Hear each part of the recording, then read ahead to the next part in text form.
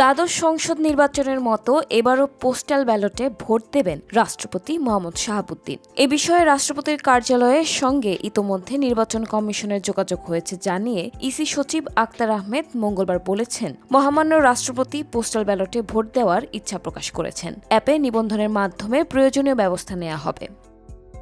নিবন্ধনের পর ডাকযোগে রাষ্ট্রপ্রধানের কাছে পোস্টাল ব্যালট পাঠানো হবে বলে জানান ইসি সচিব আক্তার। সবশেষ দ্বাদশ সংসদ নির্বাচনে পোস্টাল ব্যালটে ভোট দিয়েছেন রাষ্ট্রপতি, তবে সেটা ছিল প্রথাগত পদ্ধতি। এবারই নির্বাচন কমিশন আইটি সাপোর্টেড পোস্টাল ভোটের পদ্ধতি চালু করেছে। এক্ষেত্রে অনলাইনে নিবন্ধন সেরে পোস্টাল ব্যালটে ভোট দেওয়ার সুযোগও মিলছে। আগের নির্বাচনে নিজের নির্বাচনী এলাকা পাবনায় না যাওয়ার ব্যাখ্যায় রাষ্ট্রপতি মোহাম্মদ শাহাবুদ্দিন বলেছিলেন, আমি যদি বঙ্গভবন থেকে বের হয়ে ওখানে যাই তাহলে ভোটের দিন আমার ভোট কেন্দ্রটি সহ পুরো পাবনা জেলাতেই একটা প্রভাব পড়বে আমার নিরাপত্তার কারণে।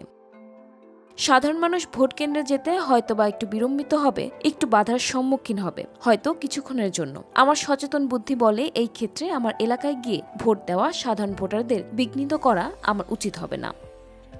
এবার দেশে ও প্রবাসে 15,33,000-এর বেশি ভোটার পোস্টাল অ্যাপে নিবন্ধন করেছেন, যাদের অর্ধেকের বেশি প্রবাসী। আগামী 12 ফেব্রুয়ারি নির্বাচনকে সামনে রেখে মোট 7,66,862 প্রবাসীর কাছে পোস্টাল ব্যালট পাঠিয়েছে নির্বাচন কমিশন। মঙ্গলবার সকাল পর্যন্ত পোস্টাল ব্যালট গ্রহণ করেছেন 4,93,920 প্রবাসী।